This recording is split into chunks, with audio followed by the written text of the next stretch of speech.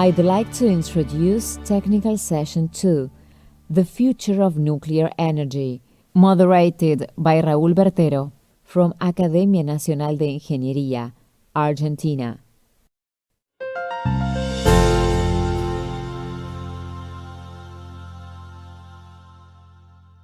Welcome to CAETS in Argentina to the technical session number 2, The Future of Nuclear Energy. My name is Raúl Bertero, member of the Engineering National Academy of Argentina. This beautiful blue planet is jeopardized by the climate change. We know that we have to go to a low carbon economy and technology.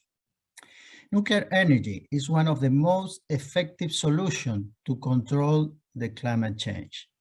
Base energy affords flexibility and stability to complement solar and wind energy. There are new technologies to reduce risk and manage nuclear waste.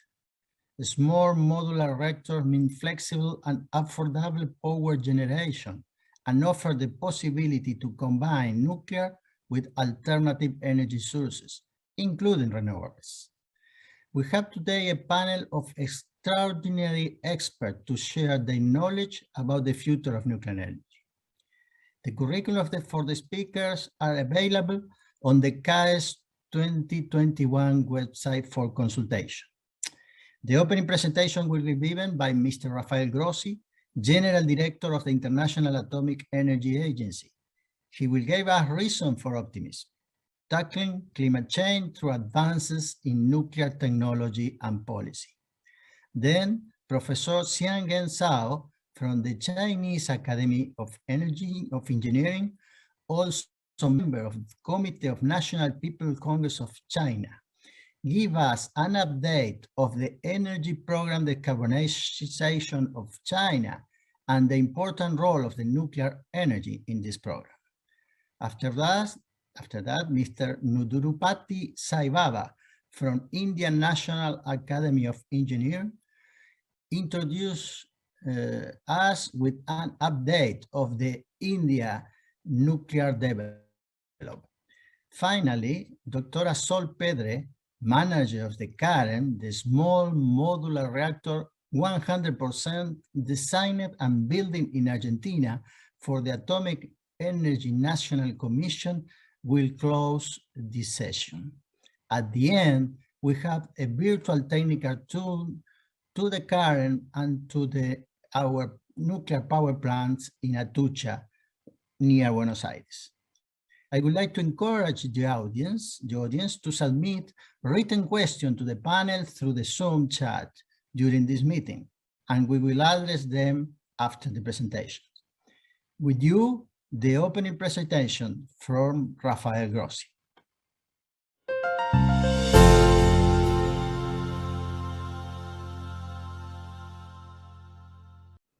I am pleased to be with you today, and I thank the Academia Nacional de Ingeniería de la República Argentina for their kind invitation.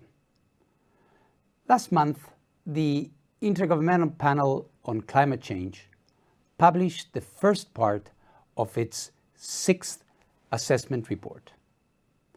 The cold, hard data underpin what this summer's wildfires and floods are telling us. We must think big. We must act quickly. My message to you is this: to do so, we will need all low-carbon energy sources. Nuclear must, has been, is, and will be part of the solution. Not everyone agrees. CAETS' latest report, for example, describes nuclear power as, quote-unquote, a misleading solution. I disagree. And in the next minutes, I hope to show you why. At the International Atomic Energy Agency, my colleagues and I work with the world's most comprehensive and up-to-date library of global data. And every day, we participate in and witness nuclear's global advances. Technological progress is only possible through the collaboration of engineers and scientists like you. But for wider adoption of nuclear power, the decisions of lawmakers are also crucial. Nuclear must be put on an equal footing with other clean energy technologies, and I believe we are seeing this happen. Progress is made when decisions about nuclear are based on science rather than ideology. As the world's center for the cooperation in the nuclear field, the IAEA plays an indispensable role in facilitating this. When I look at the aggregate data, the work being done on policy and technology is adding up to real progress. But before we look at progress, let us first examine the opportunity and the challenge we face. Even though more people than ever have access to electricity, almost 800 million people still don't. Many countries remain dependent on burning carbon-emitting fuels. CO2 emissions are generally declining in high-income countries, but rising in poorer nations. People in Eastern Asia are particularly exposed to the air pollution caused by fossil fuel waste. They make up almost a third of the 8 million of us who die each year because of the dirty air we breathe.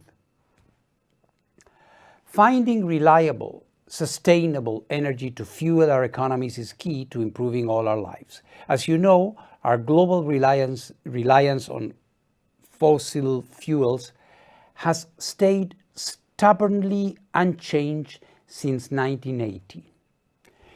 In 2019, it still produced 63% of our electricity. This is unsustainable. When you think that electricity production is to double as our energy needs increase nearly 40% by 2050. This means that we are working against the clock to shift to a low-carbon energy future. Countries around the world have drafted national plans highlighting climate actions, including climate-related targets, policies and measures that governments aim to implement in response to climate change. Many, like those in the eastern part of Europe and Asia, are looking to reduce their reliance on coal. The use of wind and solar is growing. This raises the question of how we replace the oil and gas that provides grid stability and flexibility when demand changes and when the sun doesn't shine and the wind doesn't blow. During the pandemic, we saw the benefits of nuclear reliability and flexibility. As we went into lockdown, electricity demand fell by 10% globally, and nuclear plants responded by cutting their loads. In France, for example, the number of nuclear load variations were up by 50%.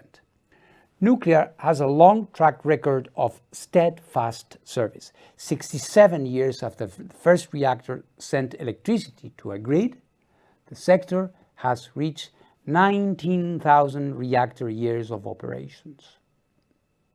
Together, nuclear and hydro have provided the world with the vast majority of its low-carbon generation. By using nuclear power, we have avoided 74 gigatons of carbon dioxide. That's the equivalent to the emissions of the entire power sector for 2013, 14, 15, 16, 17, and 18. In the past decade, nuclear power capacity has gradually increased, shaking off the impact of both the 2008 financial crisis and the accident at Fukushima in 2010. It is still reducing carbon dioxide emissions around the world by more than 1 gigaton each year. France and Sweden have used nuclear together with hydropower to decarbonize almost all their electricity, putting them ahead of others in meeting their climate goals. Today, 443 nuclear power reactors operate in 32 countries. They produce about 10% of the world's electricity and almost 1/3 of the world's low-carbon electricity. It is true that a handful of countries in Western Europe are phasing out nuclear. Every country has a sovereign right to choose its energy mix, but focusing too closely on one sub-region can skew our overall view. Even in Europe, half of the countries still operate nuclear power plants, and 8 are either building more or seriously considering it. Near and long term, the biggest capacity growth will come in Asia, where 34 reactors are under construction as I speak. Around the world, 51 reactors are being built and about 30 countries are considering introducing nuclear power.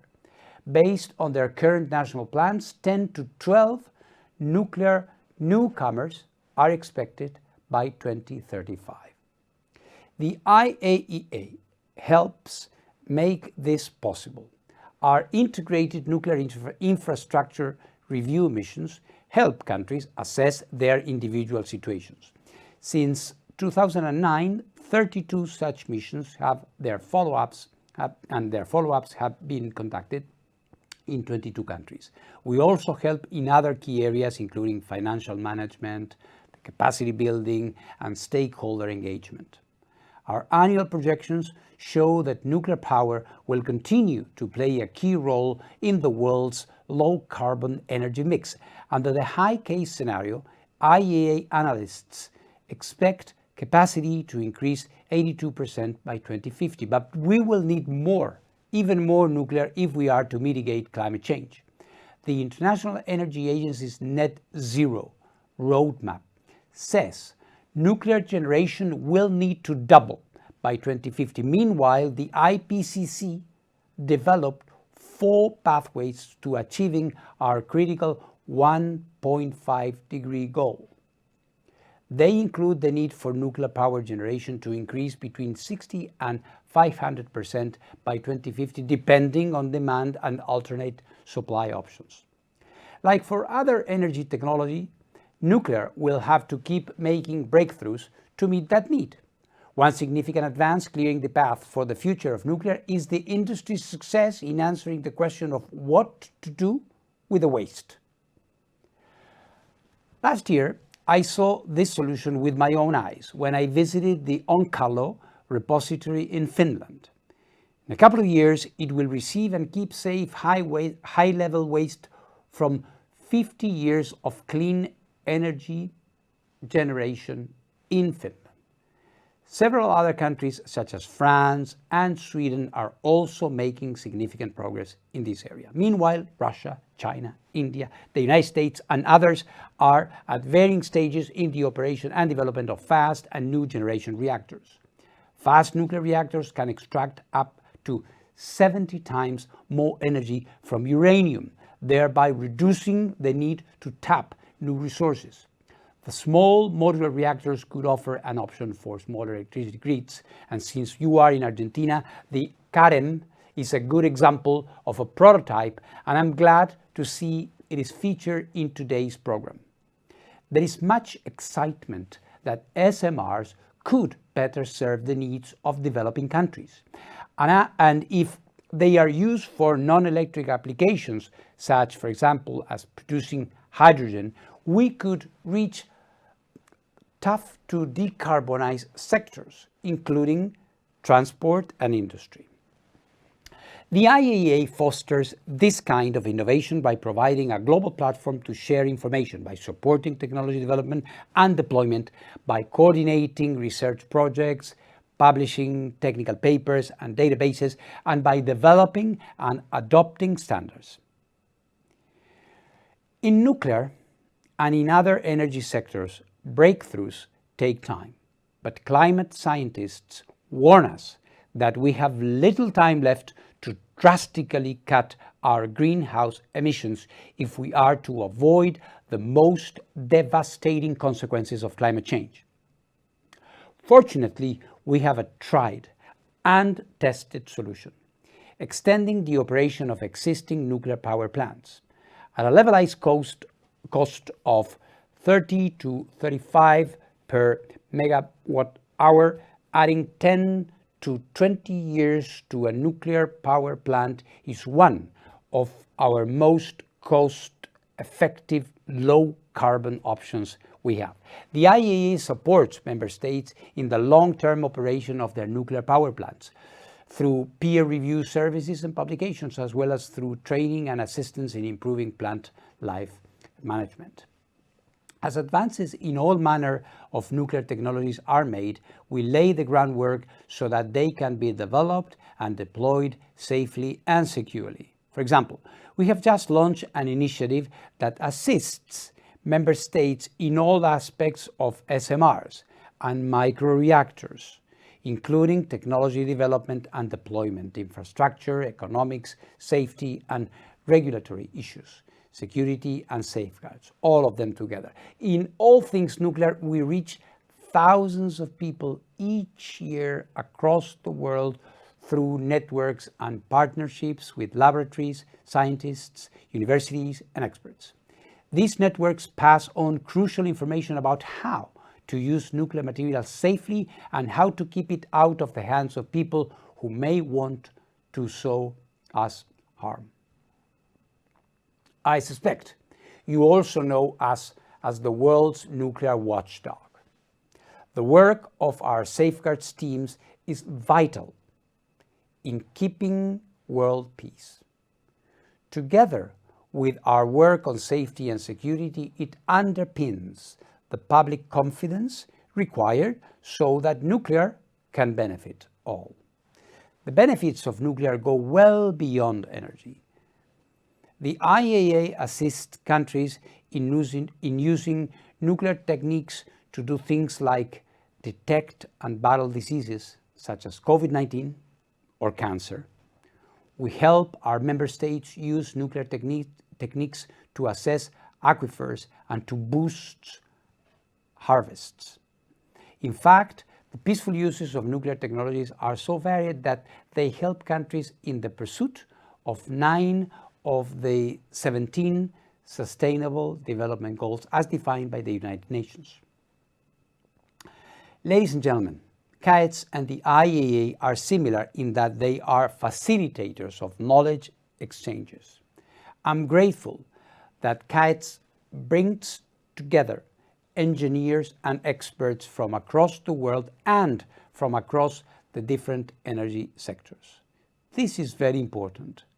Too often, nuclear is pitted against wind and solar and other forms of energy. The answer to our challenges is not either or, but all. That is why events like this one are important. There is much we can learn from each other and much we can do together. In closing, I would like to dedicate my final words to an issue I believe many of us feel strongly about. At the IAEA, we believe in equal opportunities and that diverse teams lead to better outcomes. One of the first things I did as Director General is launch the Marie Sklodowska-Curie Fellowship Program. The inaugural 100 women fellows have already received financial support towards their master's degrees in a variety of nuclear subjects. We have just called for the second round of applications, and I thank you for helping us to get the message out. I'm an optimist, and I hope I have given you reasons for optimism, even among the challenges we face. We must actively build the future we want to see. Therefore, let us invest in nuclear and in a new generation of scientists and engineers who will help us to keep the breakthroughs coming. Thank you.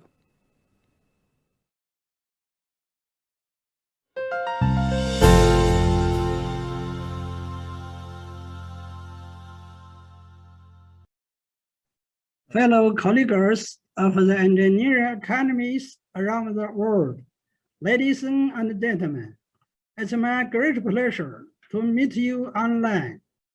Thanks, CAETS and the National Academy of Engineering of Argentina for inviting me to speak in this important conference.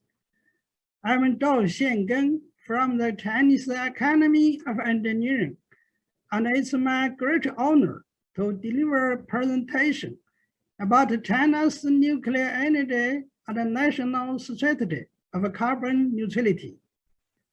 My presentation has 3 parts. Part 1 is about China's national goals of carbon emissions peak and carbon neutrality. It's widely accepted the 21st century will see carbon neutrality. As of the first half of this year, more than 130 countries have announced their carbon neutrality goals.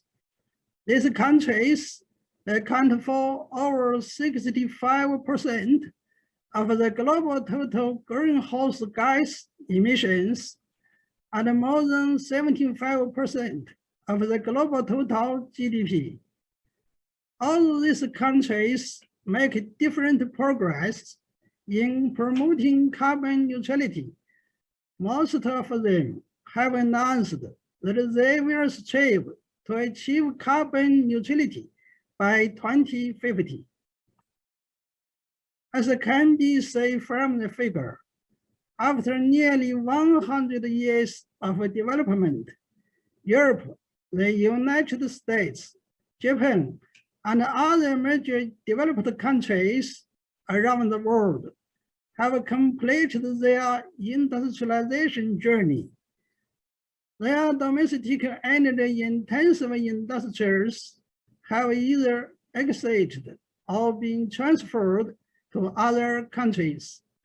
So their economic growth has basically been decoupled from energy demand. However, China is the largest developing country in the world. It's still on the road to industrialization and urbanization.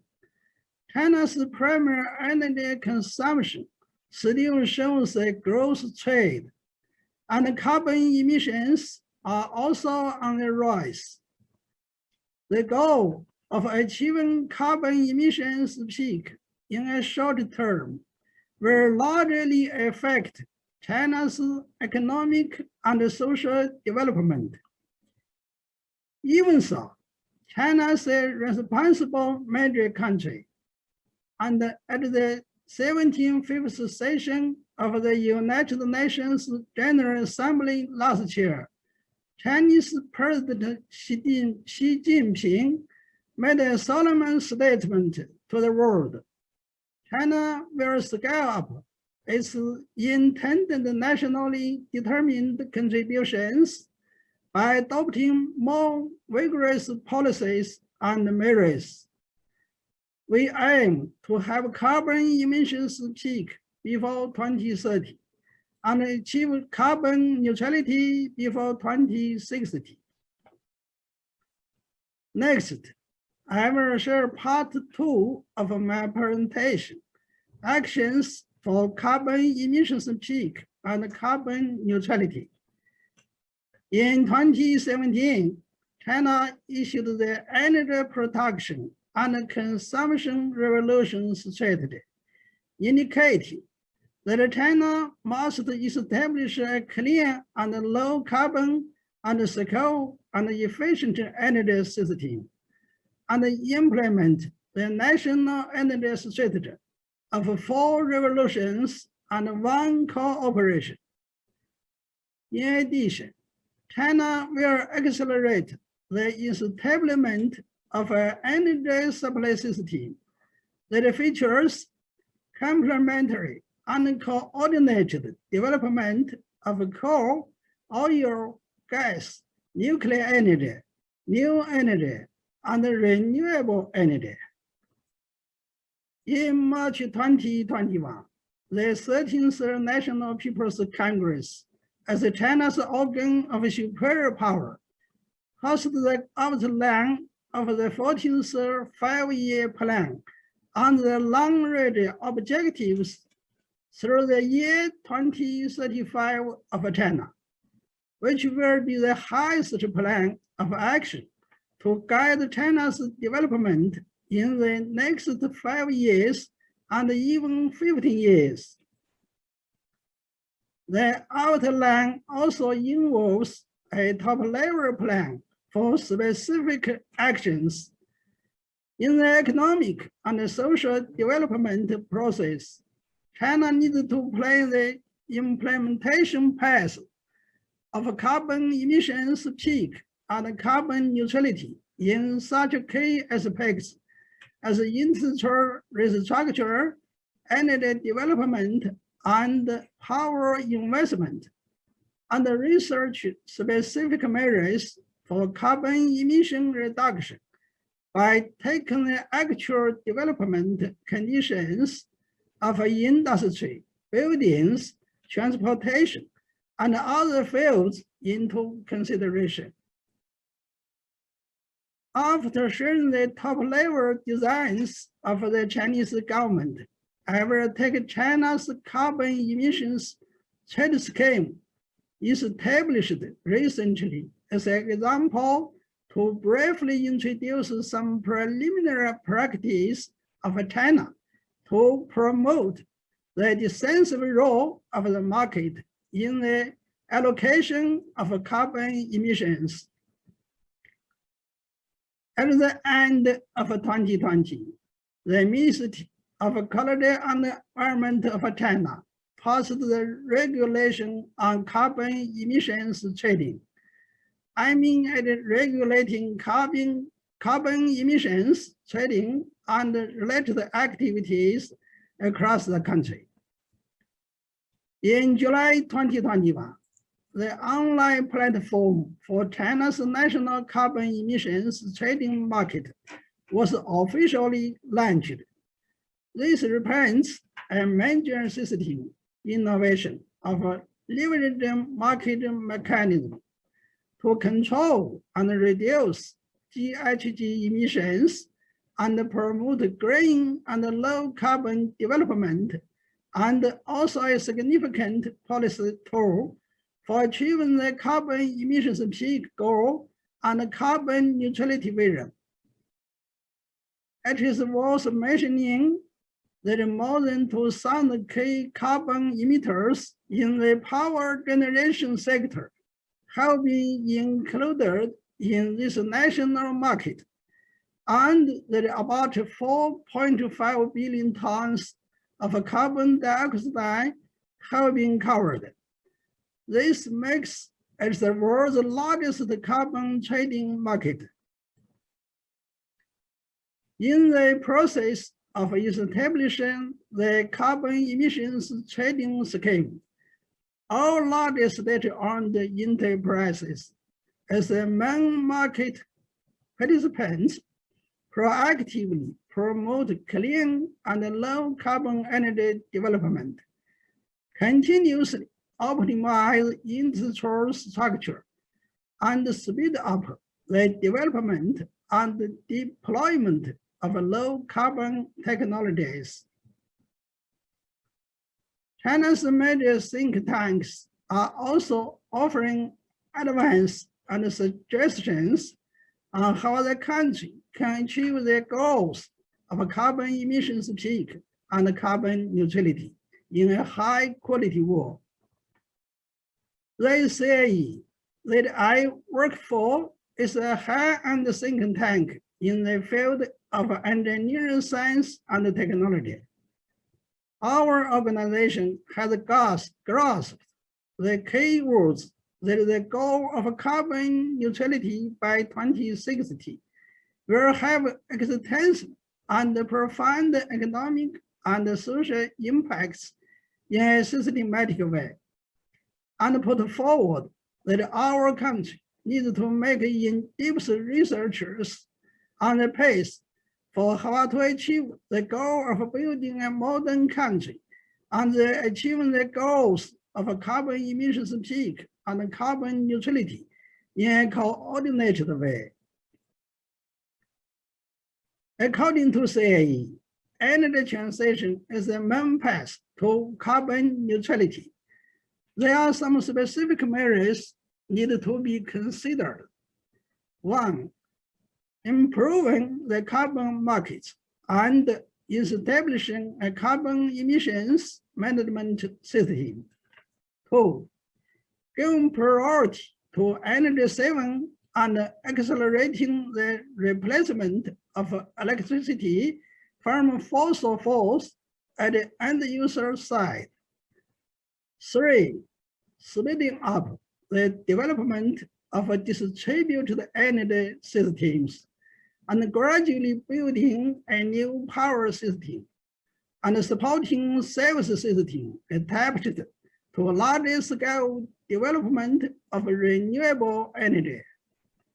4, adhering to the innovation-driven approach and developing major scientific and technological innovation projects and platforms. And 5, developing green finance to support the energy transition.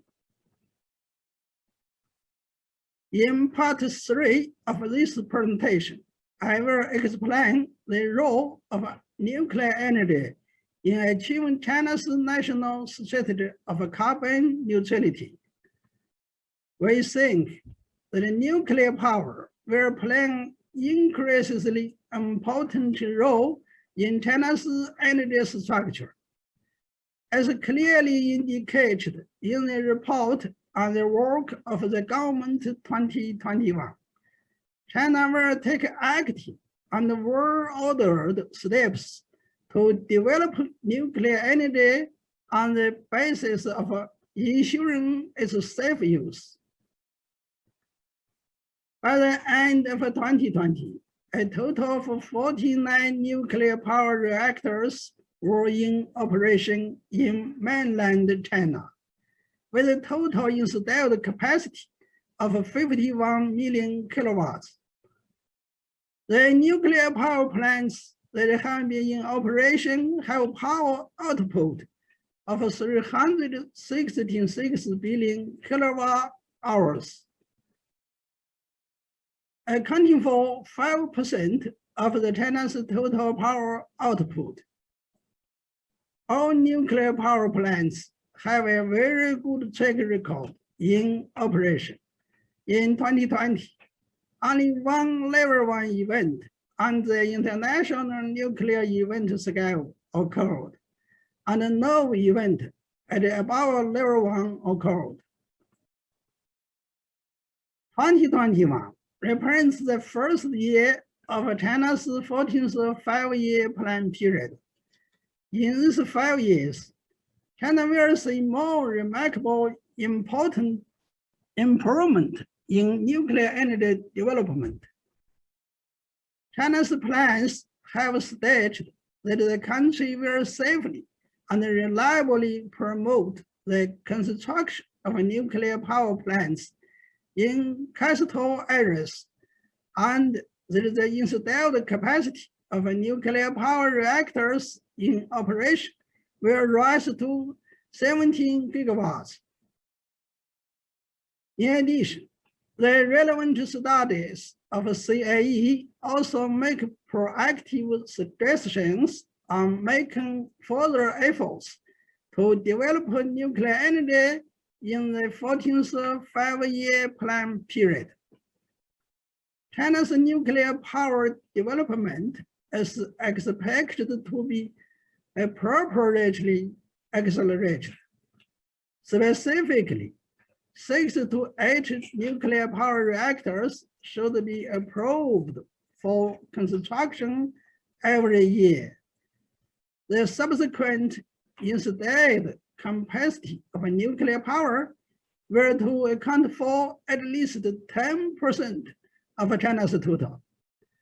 And the nuclear power output needed to make up more than 20% of China's total. In addition, we also suggest to expand the demonstration of other nuclear energy applications, such as heating, seawater desalination, and hydrogen production. These ideas highly echo the views of the French Academy of Sciences and the National Academy of Technologies of France. Therefore, the three academies of two countries conduct two phases of a joint program on the development of nuclear energy. In 2017, the three academies of two countries carried out the phase 1 of the joint program on the development and the safety of nuclear energy. In 2018, the three academies made joint researchers on phase 2, nuclear and armament. The common understandings between three academies mainly include: 1. Produce very few GHG emissions. Nuclear energy is one of the most effective solutions to combat the global environmental problems of climate change. 2. Nuclear energy has small negative impacts on the environment, and even if a severe accident occurs, the environmental impacts are still limited. 3. The wastes from nuclear energy could be properly disposed of. 4. The deployment of new technologies can effectively prevent the occurrence of severe accidents. 5. Nuclear energy is a clean and sustainable energy source. To sum up, we believe that the nuclear energy is an important contributor to China's national security and energy security. It's a clean and low carbon and secure and efficient baseload energy form. Nuclear energy will play an increasingly important role in supporting China's national strategy of achieving the goals of carbon emissions peak and carbon neutrality. The Chinese people have also realized that the stable and sustained development of nuclear energy is indispensable to the goal of building China into a modern country. This is the end of my presentation. Thank you for your time. I hope that the academies of all countries can join hands to make due contributions to combating climate change and reducing carbon emissions. Wish you good health in this year when the COVID-19 epidemic is still not over. Thank you.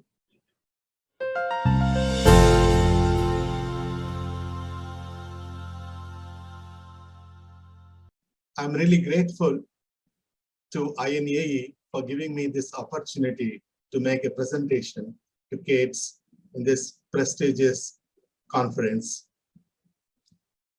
And I also thank the organizers of CAETS, Argentina, and also all the people involved in this organization.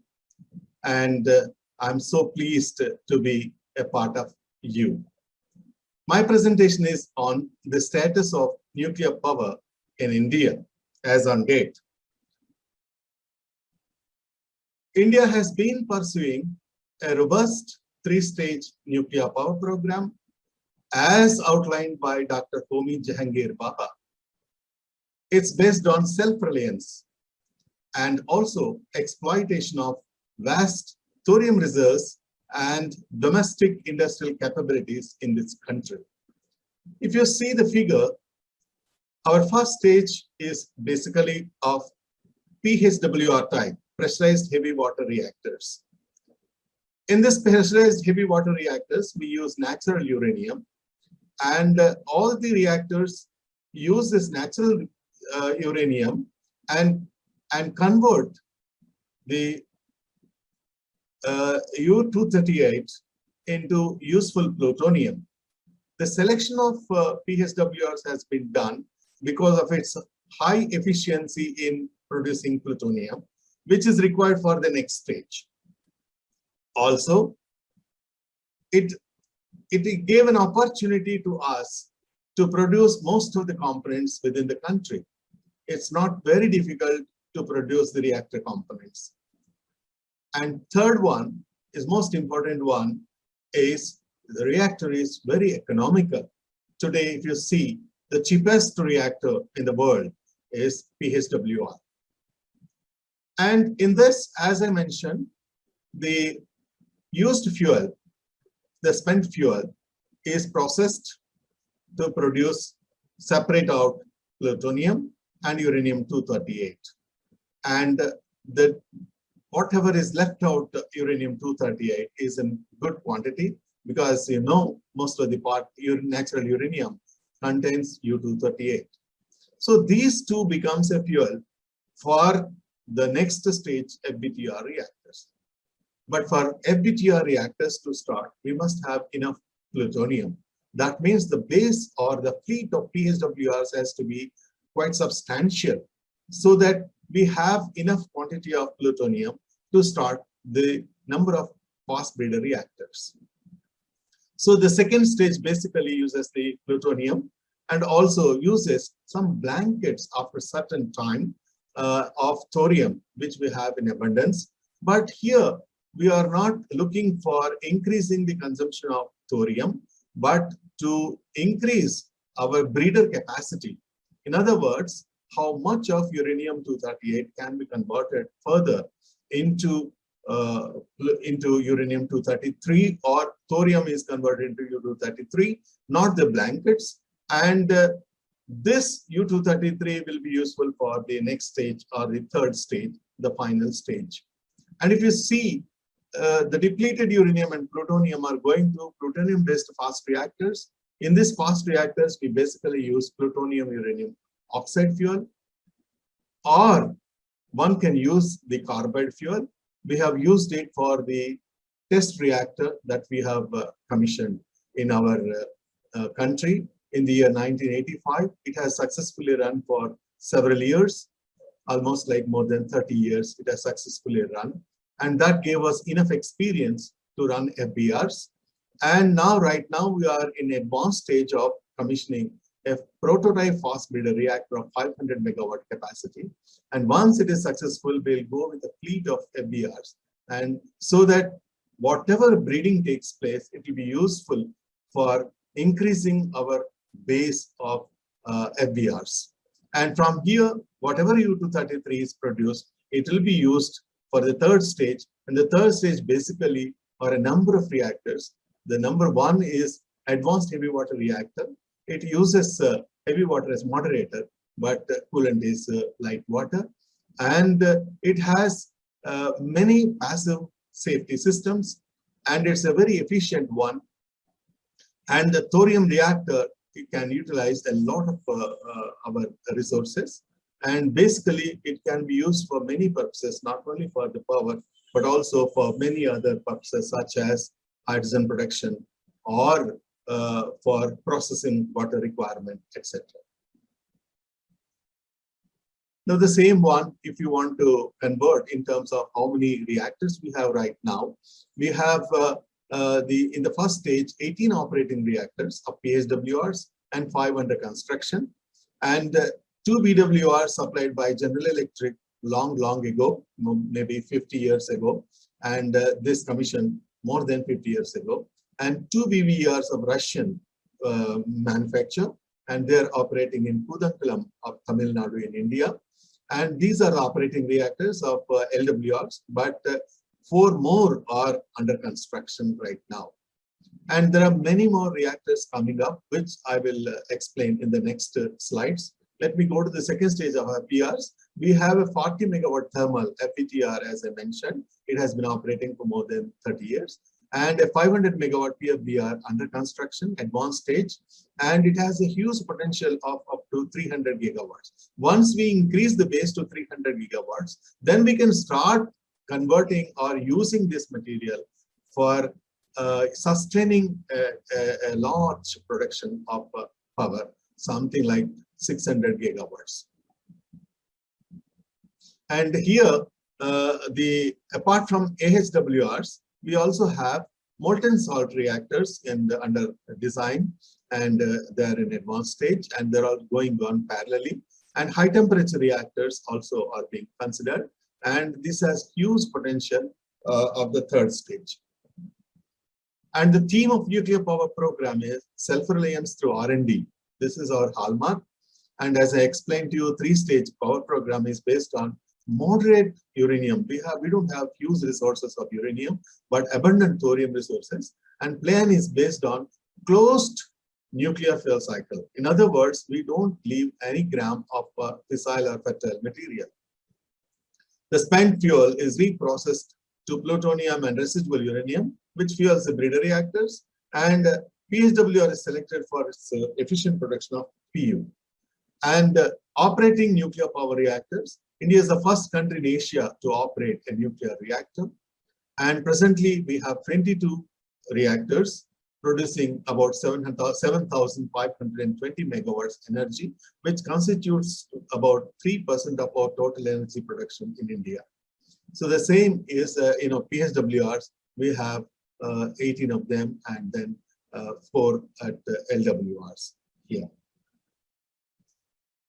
And now upcoming nuclear power reactors, as I mentioned, the government of India has sanctioned recently 10 reactors, as a fleet mode. It has several advantages. A fleet mode approval permits us to procure our materials at a very reasonable and economical prices, because the supplier can plan for 10 sets at a time. It can be delivered at different times, but he can plan for 10 sets. Earlier, till now, he is not sure whether he will get the first set only and not the second set, or may not get the second set, or in future what happens. So he is not able to really have a commercial production, or his activities cannot be extended for continuously for a long time. So this fleet mode, of 10 reactors of all 700 capacity, it gives so much of leverage for NPCIL, who is the organization in India, to commission these reactors. And similarly, light water reactors, we have right now 2 more. As I mentioned to you, 2 are commissioned, 2 are under advanced stage of construction, 2 are being started right now. So totally there are about 6 LWRs. So the LWRs under planning for future, we have several LWRs planned under BBR type, at least so many more, 10 more numbers. And EPR of France, we have 6 numbers. A lot of discussions are going on, and progress is being made, and at the same time, it's not resulting in the final success. And AP1000 is also being considered from Westinghouse. And of course, BBRs is predominantly successful because it's going on smoothly. The commissioning is also happening very, very successfully. And expansion of our nuclear power program, as I mentioned to you, by 2050, we want to have about 40 total PHWRs in position. Out of this, half of them will be running on Indian uranium, indigenous uranium, and the remaining half will be on imported uranium. So that's how we will have about 20 gigawatts of power produced through PHWR out of 65 gigawatts planned. And LWRs, as I mentioned to you right just now, that we have been very successful with the erection and commissioning of all the Russian reactors. and a lot of discussions are going with them that part of these components will be manufactured in India, and the extent of indigenization is increasing with every reactor being set up here. And fast breeder reactors, 9 of them are being planned, each of 500 megawatt capacity. And this is what we are planning for 2050. This is will give us a modest 65 gigawatts of nuclear power. So the same thing I'm just mentioning why of it. The energy consumption per capita in India is 1,208 kilowatt hours, which is about 3 times lower than the world average. And so in order to increase to the world level, and also to consider the increasing demands over the years, the population is increasing, the production is increasing, the GDP is increasing, putting demands on power. So the nuclear has to take up the responsibility partly, and by 2050 some of the present reactors also will be decommissioned, so this has to be compensated. So what are the constraints in achieving the desired objectives of 65 gigawatts by 2050? Funds, definitely the funds required are huge, and there's a lot of problems. Sites I'm going to explain. Uranium, there is no problem as on today. Uranium, we have enough uranium, and whatever reactors we are going to import the fuel. For that, there are a good number of suppliers like Kazakhstan or Canada. Steel, we need huge quantities of steel and cement, and industrial support, though the industrial support has been there, but once we increase or change the lever or the gear and to go into a faster mode of implementation, the industrial support also becomes critical.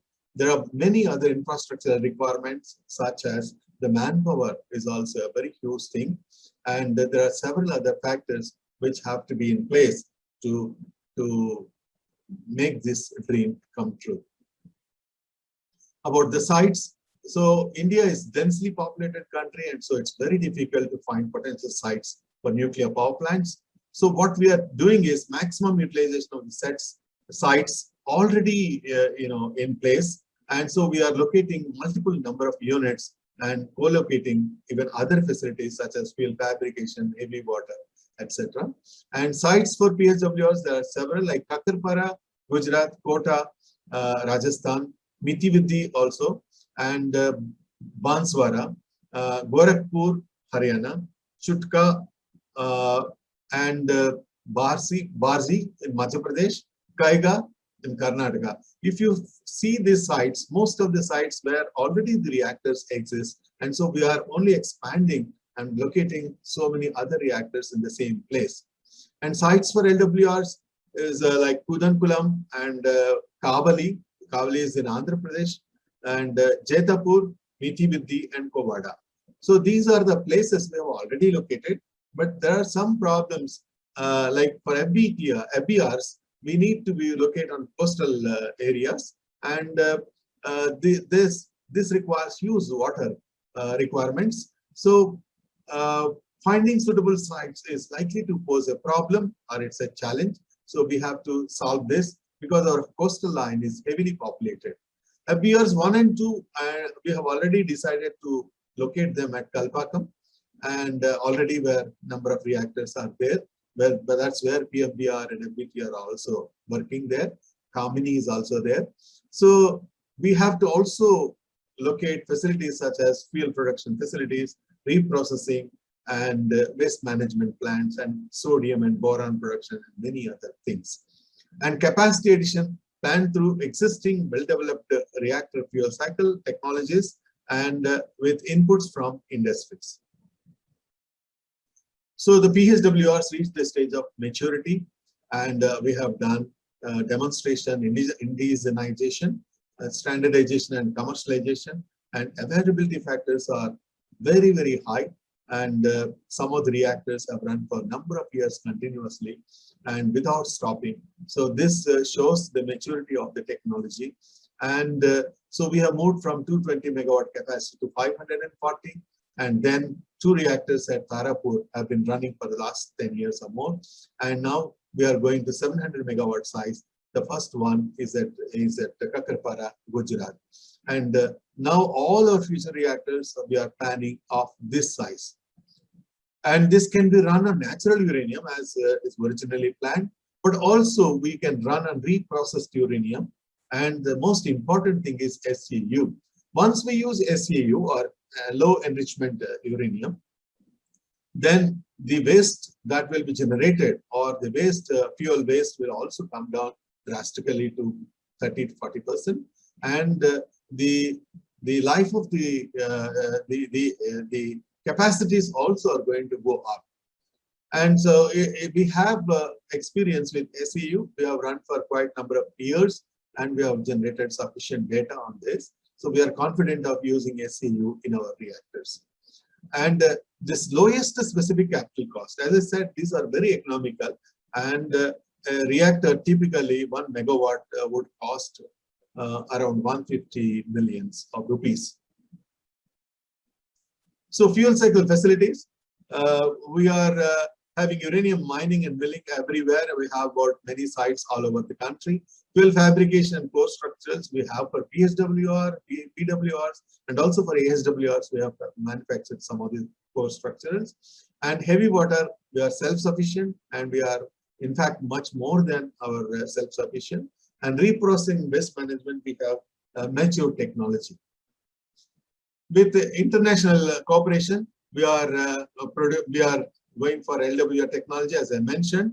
About 40 gigawatts we are going to produce through LWR route. So we have gained a lot of experience through Kudan and Russian reactors, and also now we are looking for Areva, France, Westinghouse, and Russian Federation. So the philosophy is low enriched fuel during the initial period will be imported in the long term, enrichment facilities and fuel fabrication facilities will be established in India, and many key equipments like reactor vessels, etc., steam generators will be indigenized, because steam generators we have a lot of experience, so we have no problem. Reactor vessels also we are putting higher presses, and the spent fuel from LWRs will be cooled for about 5 years and reprocessed. Technology for reprocessing also exists with us. And fast breeder reactors, we are planning originally MOX, that is mixed oxide based fast breeder fuel, and the fuel from APR core will be taken from in batches and reprocessed for extraction of PU and U streams that Purex process will use, and new assemblies will be made with this material for the same APR. Surplus plutonium is accumulated over a period, will be used for the next reactor, and sufficient experience has been gathered over the last 30 years of reprocessing and also operation of the fast breeder test reactor. And the most important thing is we are gearing up to use metallic fuel in future in FBRs, which will reduce the doubling time, substantially. Thank you.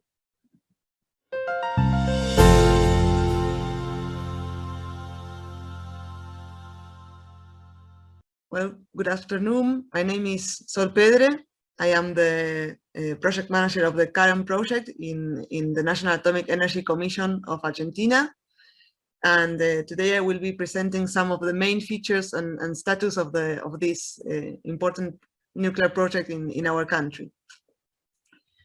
So basically, Argentina has 70 years of very, very long experience in the nuclear field. We have many multi-purpose and research reactors. We have also exported this type of reactors to many other countries. We have also a long tradition in nuclear medicine, and we have a very long tradition in research in nuclear energies and applications. And we also have 3 nuclear power plants already. We have 2 in Buenos Aires province in Lima. That's very close to Buenos Aires, and 1 in Córdoba. These are heavy water reactors. We have 2 Siemens type reactors, Atucha 1 and Atucha 2. These are unique in the complete world. And the reactor in Córdoba province is a Candu reactor. That's a very widespread reactor in the world. And we have the complete we have the complete fuel cycle from the extraction of the uranium to the complete production of these fuel pellets and fuel elements for our nuclear power plant. So we are completely autonomous in this type. So for our country, it is a next step in a very long tradition of nuclear power plant to build this current prototype that will be the first nuclear power plant completely designed and built in Argentina. This reactor is a small modular reactor type. This is a concept that is being developed in many countries in the world. We are one of the most advanced projects. The idea of this type of modular reactor is to incorporate several passive security systems. There are small reactors that produce up to 300 megawatts electric of power. And the idea is that you can build this type of reactors in a factory and then take them to the final placing as modules that can be incrementally put one next to the another. So the idea is that they are more simple because many of the components that are usually outside of the reactor in bigger reactors are now inside the pressure vessel. You have this capacity of putting one and then another and then another. That simplifies the need of capital, of money to start up. And they have very, very important new security systems, especially after the Fukushima event.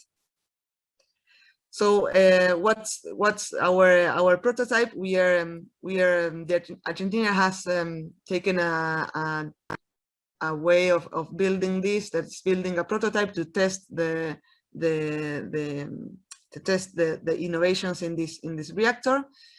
As I already said, this is the first nuclear power plant fully designed in Argentina. It's a pressure water reactor.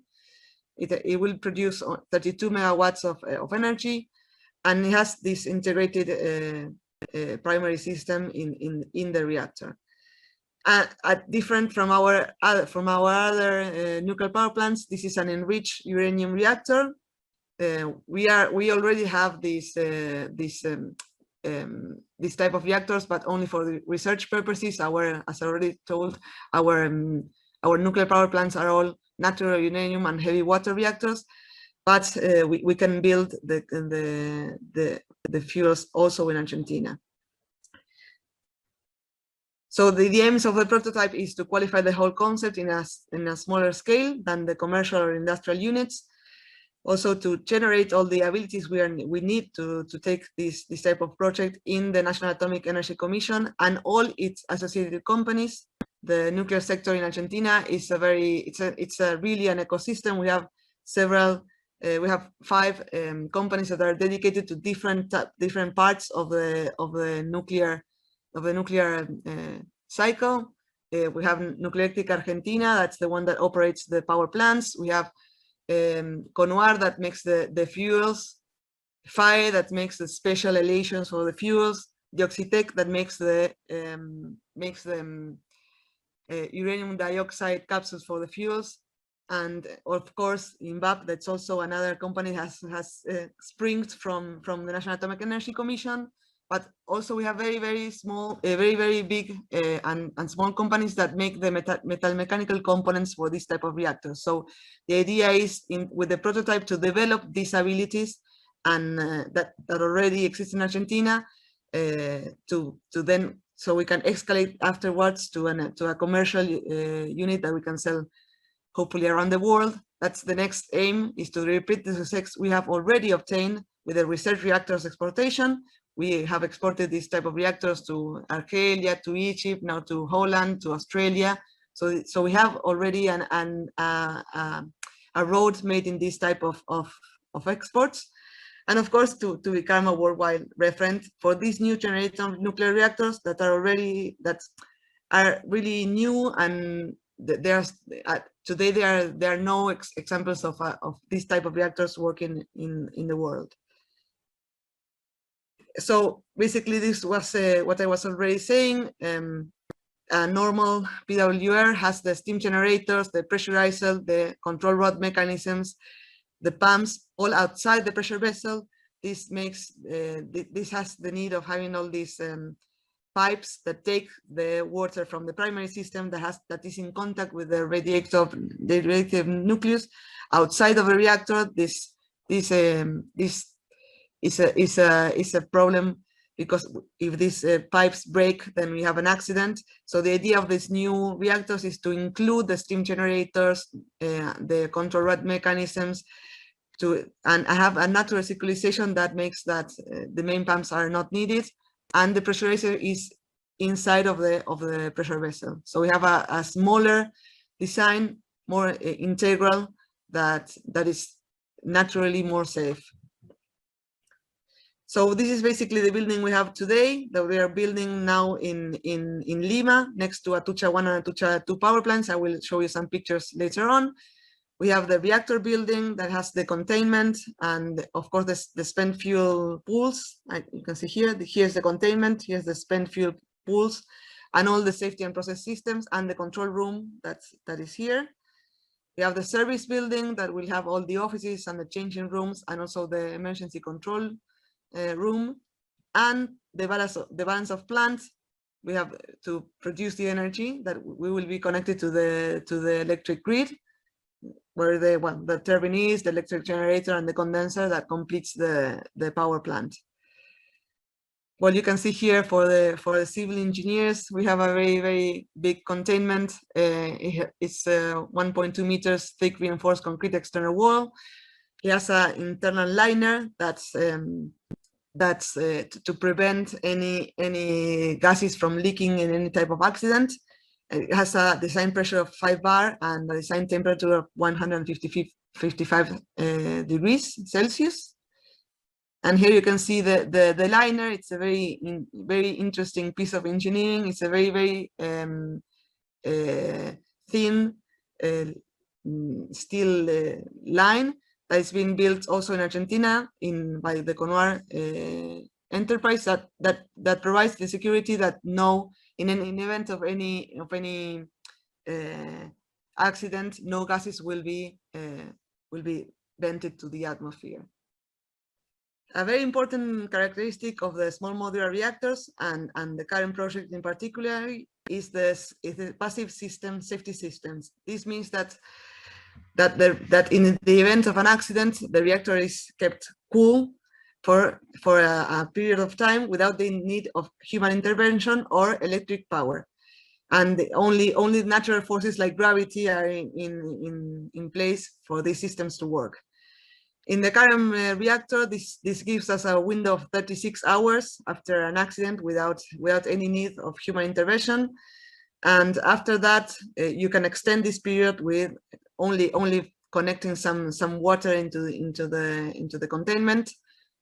This is very important. There are many of these systems, and this is very important, especially after the Fukushima accident.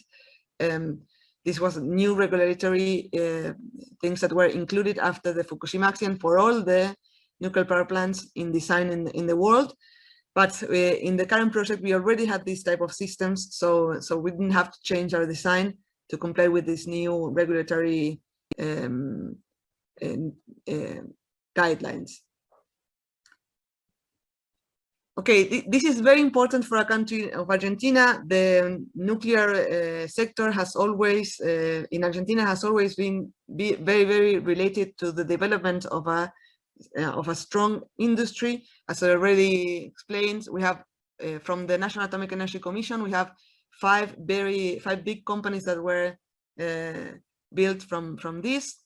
The ones that are directly related to the nuclear power plants and the nuclear activity, but there's also a lot of other companies that work in the fabrication of this type of supplies needed for the nuclear industry, especially metal mechanical companies, and this is one of the main reasons of why Argentina as a country does this type of projects.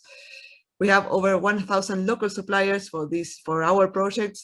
Over 19% of the money we already spent has been of national origin, and the projected total amount is over 70% of localization. All the design is being done in Argentina, the basic design and the detailed design also. And the very important thing is that the main supplies, the main big mechanical components are also national. We will see some pictures now in the next slide, so you can see the stature, the state of these components. The pressure vessel is being done in Argentina, in the IMSA company in Mendoza.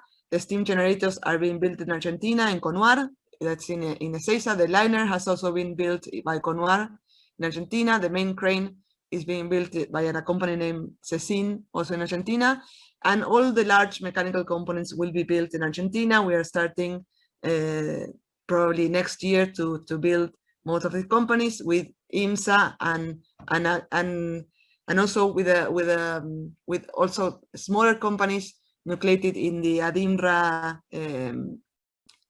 association. That's the Metal Mechanical Association of companies in Argentina. Of course, the civil works are done in Argentina, the electromechanical assemblies are done in Argentina, and also the commissioning. We have already invested around $450 million. This includes the need of rebuilding many of the places and the engineering teams in Argentina. And the current budget is approximately $800 million, and we have an estimated progress of about 59%. Now I will show you the status of some of these things, and I know you will see a video later on that also shows many of these things. So this is the reactor building that's being built in the Lima city. We have recently signed a contract with Nuclearelectrica Argentina that will finish the civil works, and we will be mobilizing the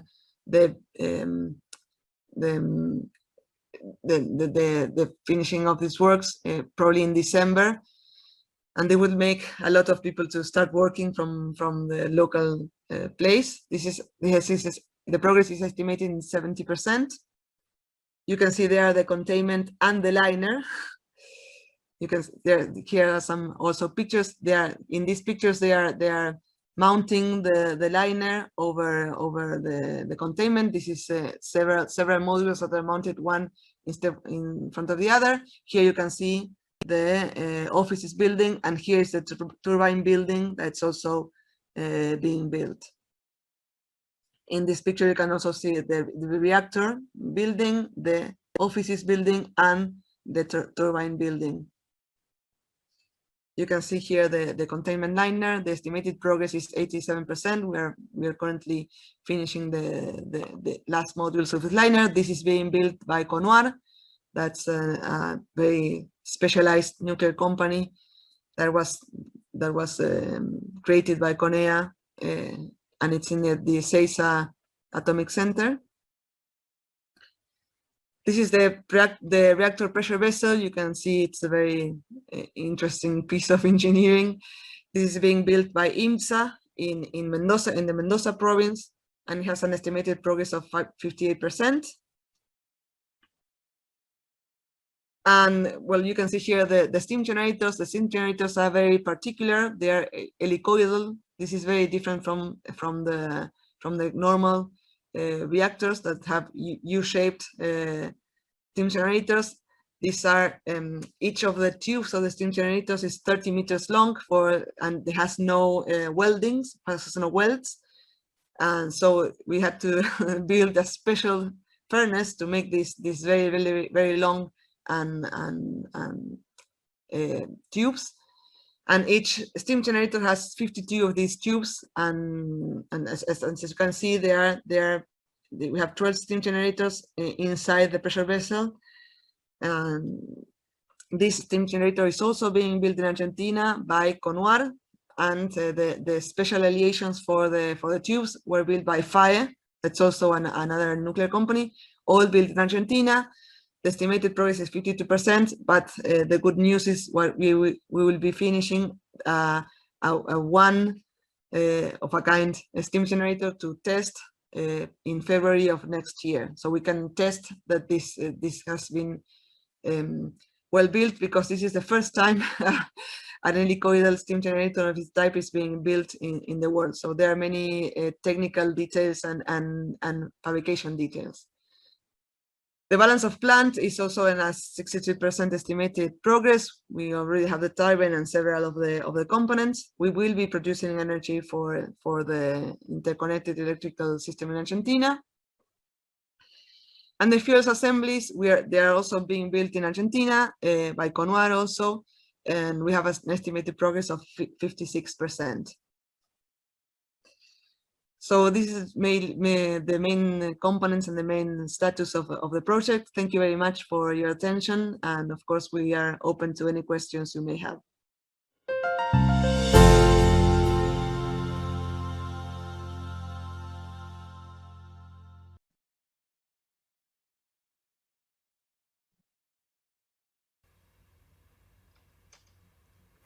Ladies and gentlemen, thank you to be there.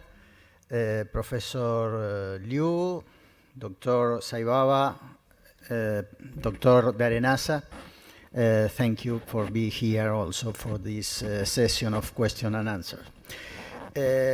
We received 2 questions for each of you. The first question is for Professor Liu about what are the latest advances in nuclear waste management. Professor Liu. Yeah, yes. Now in China, we have 2 repositories in operation for low-level and medium-level solid waste disposal from the nuclear power plant.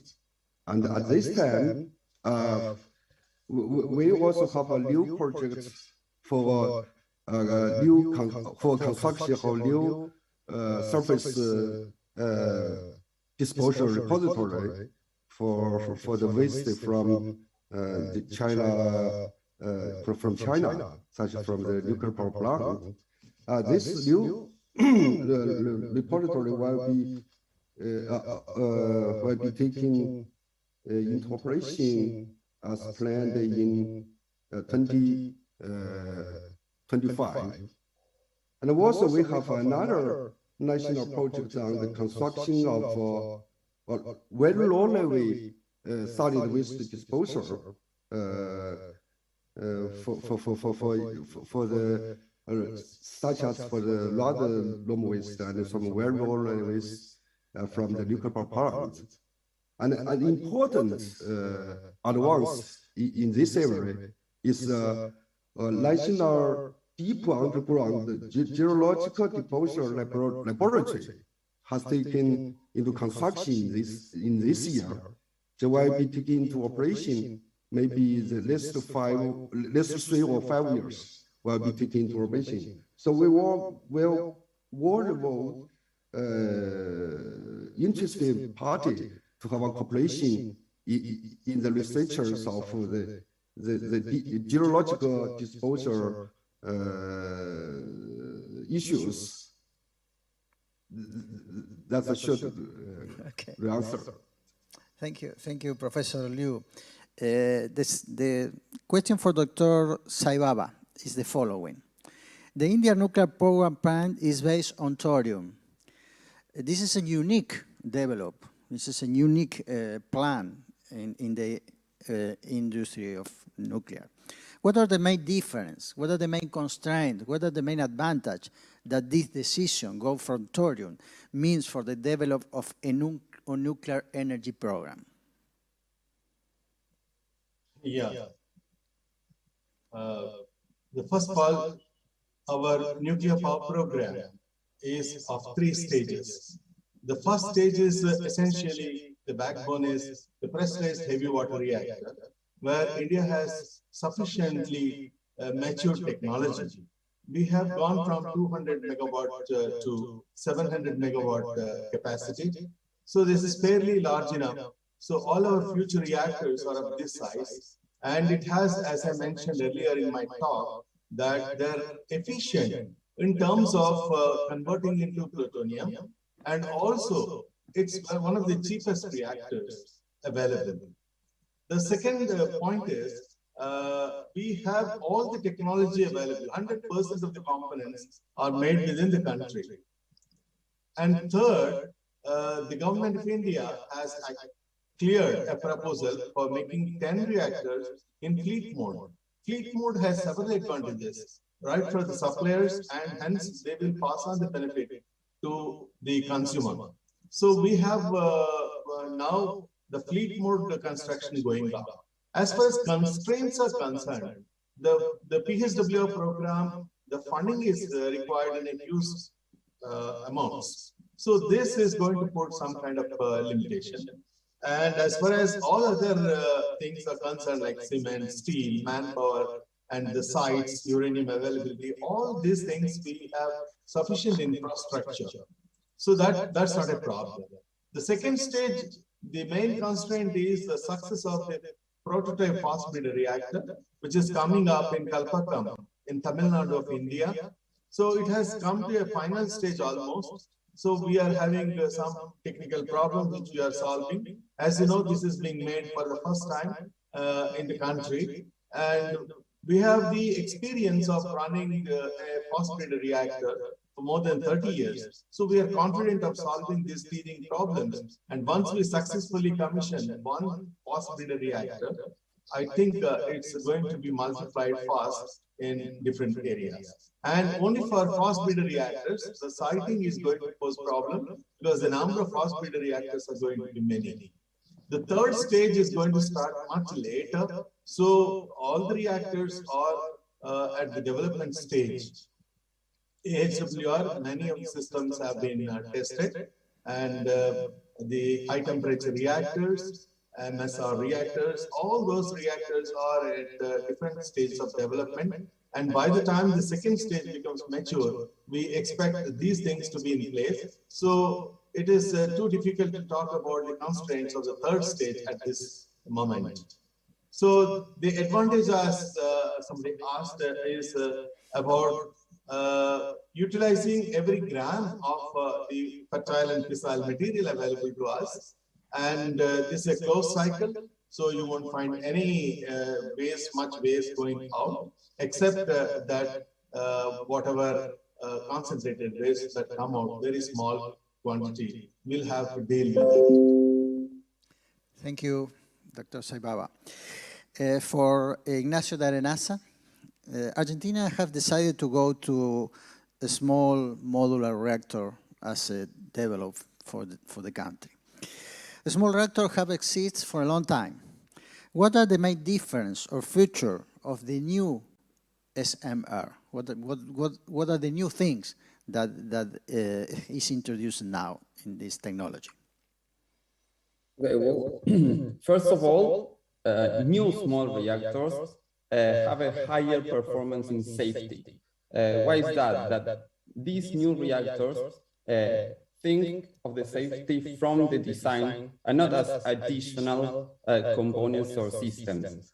And that is reached with several passive safety systems. Most of the SMRs nowadays have all the safety systems relying on physics and not electricity or human action. And that combined with long response times, because most of them, these passive systems bring long response times. Most of these SMRs have passive capability of several hours or days or weeks, depending on the design.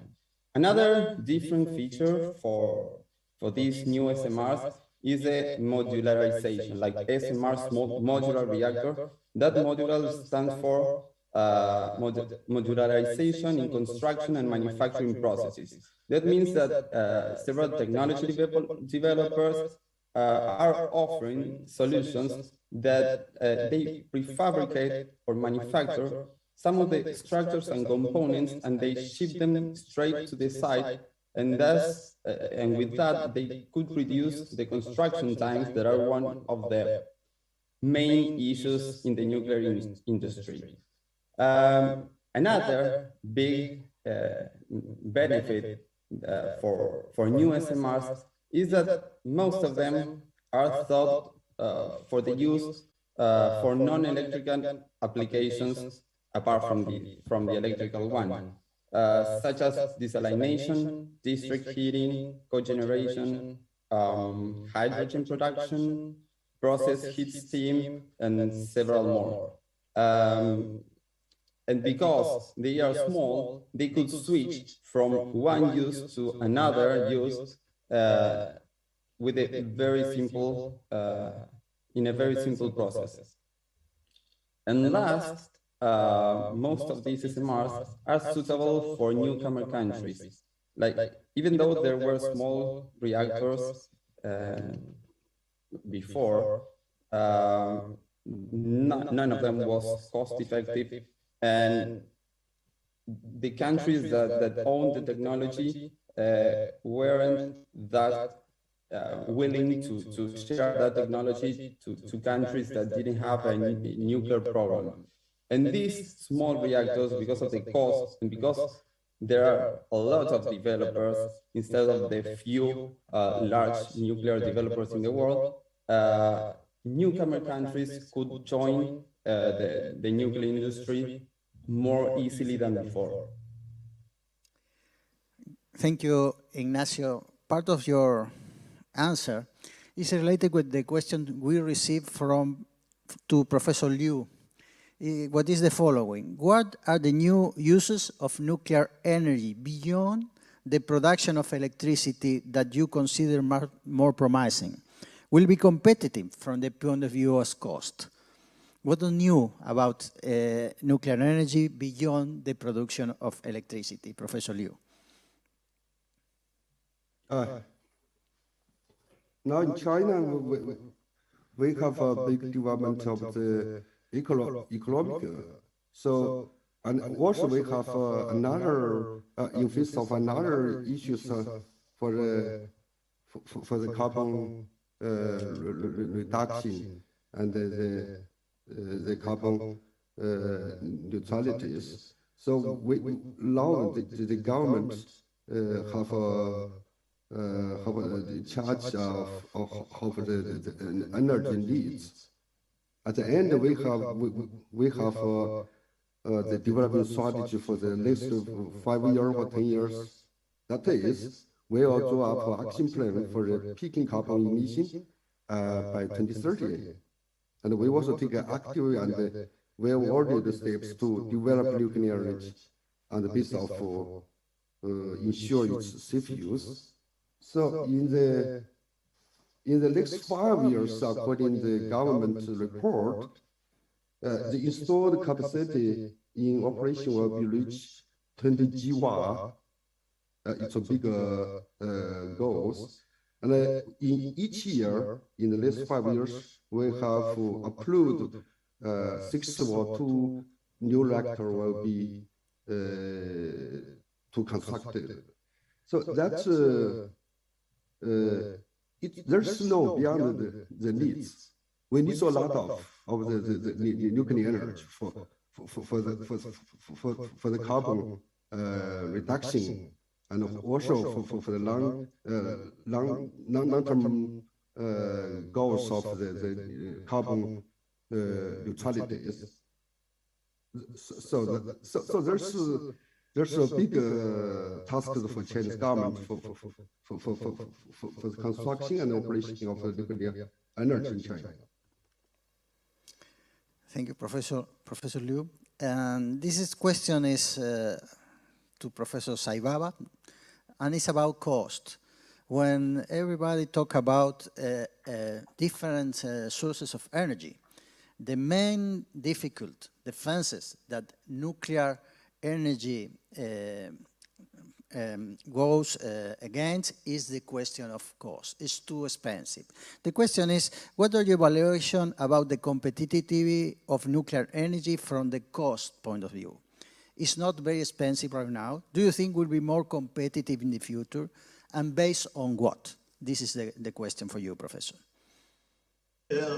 This is based on our experience, and typically about a megawatt of power needs over $2 million as on today. And if you compare you have to see over a period of time. Initially, the capital costs are very high, so the returns are not very high. But as you progress, the other consumables like coal and oil will be, escalating in price. So it will become more and more expensive. Whereas the nuclear power, the fuel cost will not be very high. So the capital costs remain the same. So as over a period of time, it will come down when you pay back. So this is the advantage of nuclear power. In fact, if we see from our own experience, the reactors which have been built 20 years ago, they're very, very cheap today. And it's going to run for another 30 years. It's not the case in the case of thermal reactors. In thermal reactors, based on oil or coal or gas, things are increasing every day. See, the coal prices are going up, all other prices are going up. In that manner, even if we see today's cost, the nuclear power is competitive, in my opinion. Thank you, Professor Saibaba. And last question from Ignacio de Arenaza. Argentina has a plan to produce hydrogen. And the question is, could be nuclear energy competitive to produce hydrogen in Argentina? Well, it depends. It depends on several factors. First, we are talking about short or the long term. But you may already know that almost 95% of the hydrogen comes from fossil fuel, especially natural gas.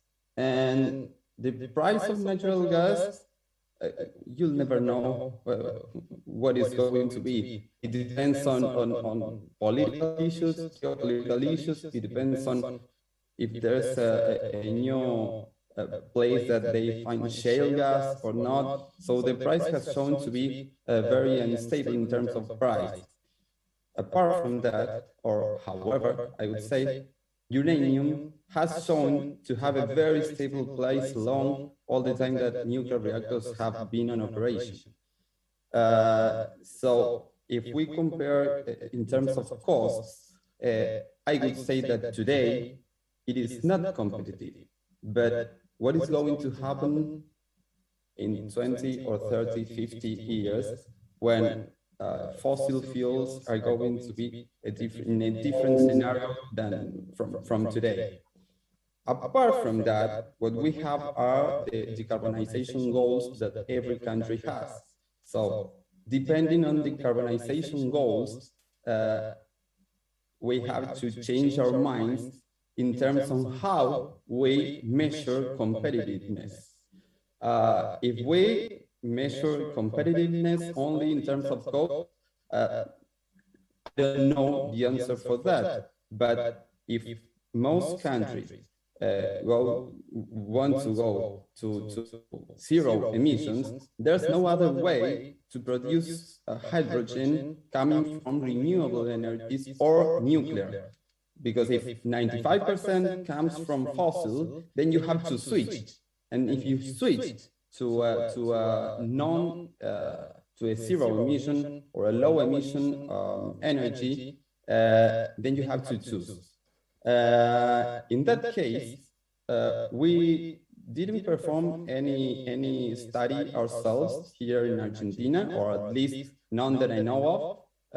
But there are lots of studies about nuclear hydrogen in the world. But other technology developers have performed some studies, very recent studies with updated costs, that show that with a 250 megawatt thermal plant, they could produce up to 50 metric tons of hydrogen a day. And with those numbers, they are competitive nowadays with other renewable hydrogen costs. I mean, if you compare it with a solar hydrogen production plant, it is competitive.